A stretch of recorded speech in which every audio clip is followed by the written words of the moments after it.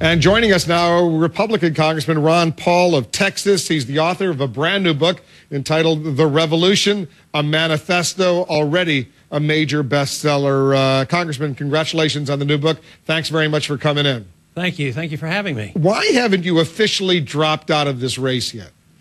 Well, I guess the race is still on. I made a statement a few months ago that I would stay in the race as long as there's enthusiasm, supporters are wanting to do things, and our numbers are growing, and there's money in the bank. And instead of us fading away with less and less, we seem to get more and more enthusiasm for what we've been doing. The other Republican challengers have now endorsed John McCain, basically almost all of them. You're not ready to do that yet, are you? No, not quite, because I think our platform is a little bit different, and that would really confuse the supporters because they know we have a precise program, and we have to defend that program. But don't you want to see a Republican in the White House?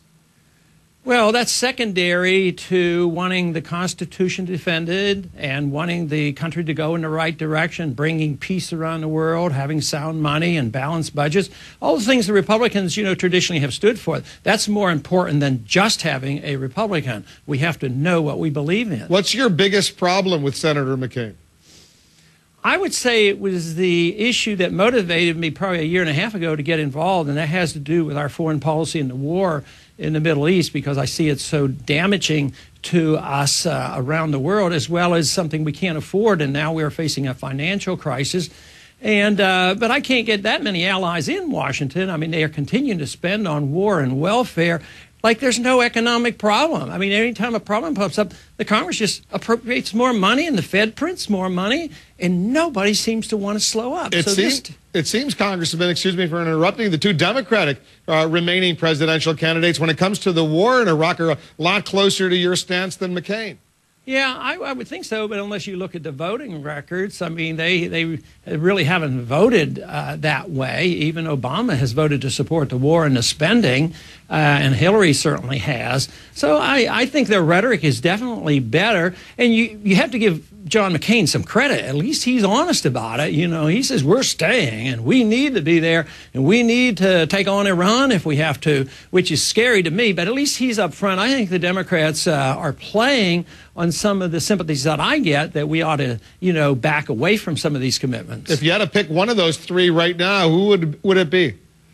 Well, it would be a tough choice because I see them as all about the same. But I would think the one who would most likely keep us from expanding the war is probably Obama.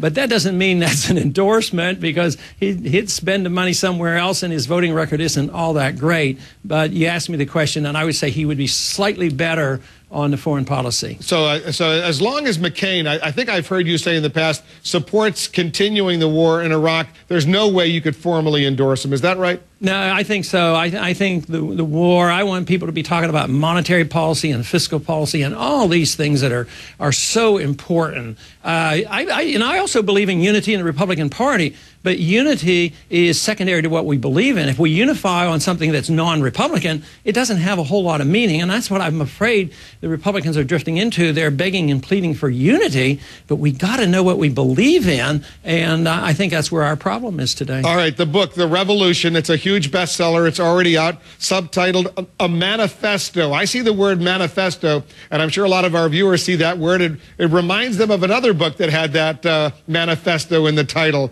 The Communist Manifesto. Tell me what the point is of The Revolution, a Manifesto. Well, it's a declaration, but the manifesto has been used in other places less violently signed than the Communist Manifesto. It's just a statement of fact and beliefs, and it's an attention getter. So this is the purpose, is to get the attention of the American people, what we need to do, what we need to believe in. And actually, it sounds revolutionary in the sense that it's brand new, but really what we're talking about is a peaceful revolution by just returning to the goodness of America, to our Constitution, and to the free markets and personal liberties and a non-interventionist foreign policy.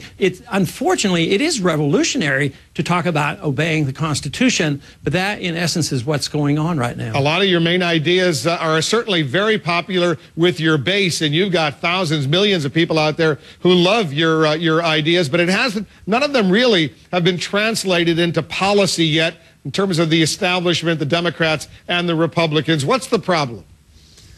Well, we're competing with people who believe we can still live off other people and off the government. Today, you know, we're processing a bill in Washington where George Bush is asking for $100 billion for the war. Well, the Democrats are going to vote for it as long as they get $50 billion of more spending on there. And there's too many special interests still in control of Washington. I believe the people are really with me on these issues and want to see us cut back and have balanced budget and have more common sense in what we do. But the special interests are still very much in charge in Washington. Congressman Paul, thanks for coming on. Thank you very much. Ron.